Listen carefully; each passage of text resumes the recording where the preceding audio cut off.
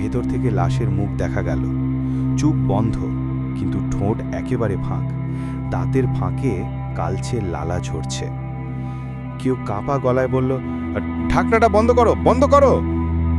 কিন্তু কেউ এগোতে পারল না। হাত পা জুমে গেছে সবার। হঠাৎ লাশের মাথাটা ধীরে ধীরে এদিকে ঘুরল। চোখ বন্ধ থাকলেও স্পষ্ট বোঝা গেল সে সবার দিকে তাকাচ্ছে। তারপরে কফিন থেকে কাঁকড়ানো কণ্ঠে একটা শব্দ বেরোলো, আমি তোদের সাথে যাচ্ছি। চালক হঠাৎ ব্রেক চাপল। গাড়ি এমন ঝাঁকুনি খেলো যে সবাই একসাথে চিৎকার করে উঠল। অ্যাম্বুলেন্স থেমে গেল রাস্তার মাঝখানে। বাইরে কুয়াশা ঘন হয়ে চারপাশ ঢেকে ফেলেছে। কফিনের ঢাকনা পুরোপুরি খোলা, লাশ অর্ধেক উঠে বসে আছে। রাত গভীর। সেন্ট মেরি চ্যারিটি হাসপাতালের করিডরগুলোতে নীরবতা। ভয়, কষ্ট আর অতীতের শিকার মানুষের আত্মা যেন একটি দানবের মতো ঘুরে বেড়াচ্ছে। রোহান, সায়ন্তী, আকাশ, মাহি আর ইমরান একত্রিত হয়ে হাসপাতালের পুরনো রেকর্ড ঘরটিতে প্রবেশ করল। পুরনো ফাইল, রিপোর্ট এবং হাসপাতালের ডায়েরি পড়ে তারা ধীরে ধীরে রহস্যের মূল সূত্র খুঁজতে লাগল। রোহান এক ফাইল খুলল। পাতাগুলোতে লেখা, মেয়েটির নাম অর্পিতা। তার চিকিৎসা শুরু হয়েছিল সাধারণ জ্বরের জন্য, কিন্তু ডাক্তারের নির্দেশে তাকে একটি গোপন পরীক্ষার জন্য আলাদা কক্ষে নেওয়া হয়েছিল। মাহি চেঁচিয়ে বলল, হো না, এটা শুধু কুসংস্কার নয়, সত্যি ঘটেছিল। রোহান আরও পড়ল, দেখল সেই রাতে হাসপাতালের কিছু সিনিয়র ডাক্তার একরকম হিউম্যান ট্রায়াল চালাচ্ছিল। লক্ষ্য ছিল মানুষের শরীর থেকে এক রহস্যময় হরমোন বের করা। সেই জন্য শিশুদের ওপর পরীক্ষা করা হয়েছিল। অর্পিতার ছোট্ট জীবন ভেঙে পড়ে। তার আর্তচিৎকার আর দেহের ওপর অত্যাচার সবই নথিতে রেকর্ড। হঠাৎ করিডরের কোণে অর্পিতা ধীরে ধীরে এগোতে থাকে। ঠিকই পড়ছো, তুমি জানছো আমার হত্যাকারীরা, তাদের শাস্তি দিতে হবে, সত্য প্রকাশ করতে হবে। দলটি চুপচাপ তার দিকে তাকিয়েছিল। রোহান বলল, আমরা জানব, আমরা সবাই সত্য জানাবো, তোমার জন্য। তাদের পিছনে হাসপাতালের করিডরের অন্য প্রান্তে ডাক্তারদের ছায়া ঘুরছে। তারা মানুষের রূপ হারাচ্ছে, মুখ বিকৃত, চোখ ফাঁকা। তাদের কণ্ঠ ফিসফিস করছে, আমরা বাঁচব না, আমাদের অপরাধ উদ্ঘাটিত হবে। দলটি তাদের দিকে তাকাচ্ছে। করিডরের বাতাসে হালকা ঝড় ওঠে। রক্তমাখা পুতুল মেঝেতে গড়িয়ে যায়। সায়ন্তী ক্যামেরা ধরে রাখে। হঠাৎ তারা দেখল একটা স্বচ্ছ প্রক্ষেপণ। অর্পিতাকে কিভাবে বেঁধে রাখা হয়েছিল, ডাক্তারদের নিষ্ঠুর অস্ত্রোপচার, মেয়েটির আর্তচিৎকার।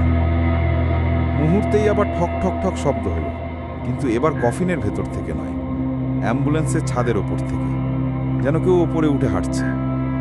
সবাই চিৎকার করে উঠল। চালক হতভম্ব হয়ে জানালা দিয়ে বাইরে তাকালো, কিন্তু কিছুই দেখা গেল না, শুধু কুয়াশার সাদা দেয়াল। ঠিক তখনই অ্যাম্বুলেন্সের চারপাশের কাছে হাতের ছাপ ফুটে উঠতে শুরু করল। ডজন ডজন হাতের ছাপ, কালো, ভেজা, কাদা মাখা হাত। একজন নারী হাওয়া টেনে নিয়ে চিৎকার করলো, ওরা ঢুকতে চাইছে। সবাই কাঁপতে কাঁপতে সিট আঁকড়ে ধরল। চোখ যেদিকে যায়, কাঁচে শুধু হাতের ছাপ। আর কফিন ঢাকনা বন্ধ হয়ে গেছে। কেউ খেয়ালই করেনি কখন বন্ধ হলো। দিনের আলো আসলেই শহর আবার স্বাভাবিক। আয়ান স্কুলের বাইরে দাঁড়িয়ে গভীর নিঃশ্বাস নিল। ঘড়িঘর বন্ধ, নিখোঁজ ছাত্রছাত্রীরা মুক্ত, আর মিস্টার করিম, প্রিন্সিপাল অচিন্ত সেনের অভিশাপ এখন নিঃশেষ। কিন্তু আয়ান জানত এই অভিজ্ঞতা তার জীবনে চিরকাল অম্লান। রাতের কুয়াশা, ঘণ্টার কর্কশ ধ্বনি, আত্মাদার চোখ, সবই মনে থাকবে। শহরে কেউ জানে না সত্যি কি ঘটেছিল। সবাই মনে করে নিখোঁজ ছাত্রছাত্রীরা ফিরে এসেছে এবং স্কুলের রহস্য শুধু গল্প। কিন্তু আয়ান জানে স্কুলের দেয়াল, করিডোর এবং ঘড়িঘর এখনও তার চোখে ভেসে আছে। আয়ান বাড়ি ফিরে বাবা মায়ের সঙ্গে ডিনার করল। মুখে হাসি, তবে ভেতরে সে ভাবছে যে সাহসী মানুষ অভিশপ্ত বিদ্যালয় থেকে বেঁচে ফিরেছে, তার জীবন আর আগের মতো থাকবে না। কিছুদিন পর আয়ান আবার স্কুলে যায়। এবার শুধু পড়াশুনো নয়, সে সবাইকে সতর্ক করতে চায় শান্তির সঙ্গে ভয়কে মেনে চলতে। সেই অভিশপ্ত স্কুলে যে রাতগুলো ঘটেছিল তারা শুধু একটি স্মৃতি নয়, এটি সাহস, কৌতূহল এবং মুক্তির গল্প। এবং আয়ান জানে, যখনও যদি ঘড়ি আবার বেজে ওঠে, নতুন সাহসী ছাত্রই সেই ইতিহাসের সঙ্গে লড়াই করবে। সবাই চুপ হয়ে গেল। কেউ কফিনের দিকে তাকাচ্ছে, কেউ চালকের দিকে। চালকও কাঁপছে। সে চাবি ঘোরাতে চেষ্টা করল, কিন্তু গাড়ি এক মুহূর্তের জন্য জড়ো হয়ে গেল। ইঞ্জিন নীরব। তারপর অ্যাম্বুলেন্সের চারপাশ হালকা আলো দিয়ে ভরে উঠল। জানালায় ঘন কুয়াশার ভেতর অদ্ভুত ছালা দেখা গেল, যেন কেউ তাদের ঘিরে রেখেছে। একজন নারী চিৎকার করে বলল, লাশ ফিরে এসেছে। সবাই কফিনের দিকে তাকালো। ঢাকনাটা হালকা খোলা, আর ভিতরে সাদা কাপড়ের নিচে কিছু নড়ছে। কেউ শ্বাস ধরল। ফিরে আসা লাশ, নাকি কিছু তার চেয়েও ভয়ানক, কারো কাছে স্পষ্ট ছিল না। অ্যাম্বুলেন্স তখন গভীর অন্ধকারে ছুটে চলেছে।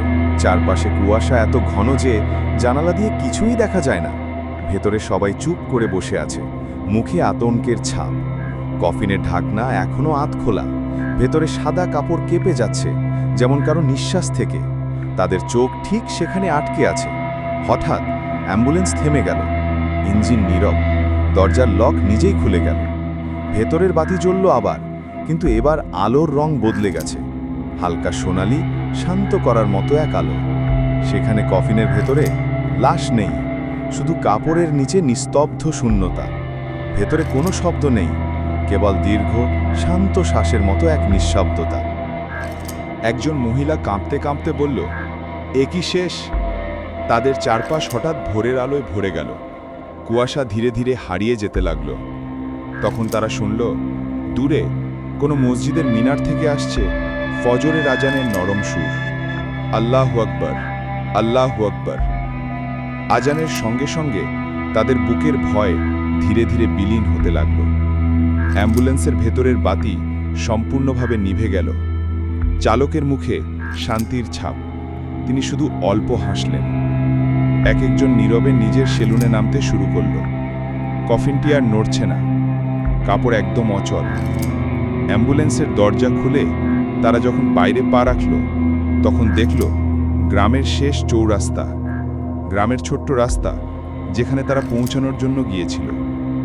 ভোরের হাওয়া ঠান্ডা, শুদ্ধ, আর আজানের সুর যেন তাদের মন পরিষ্কার করে দিল।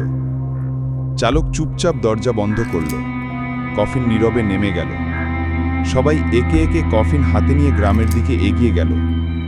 ফজরের আজান যেন তাদের সেই ভয়াবহ রাতের সব ঘটনা মুছে দিল, সব অদ্ভুততা, সব আতঙ্ক।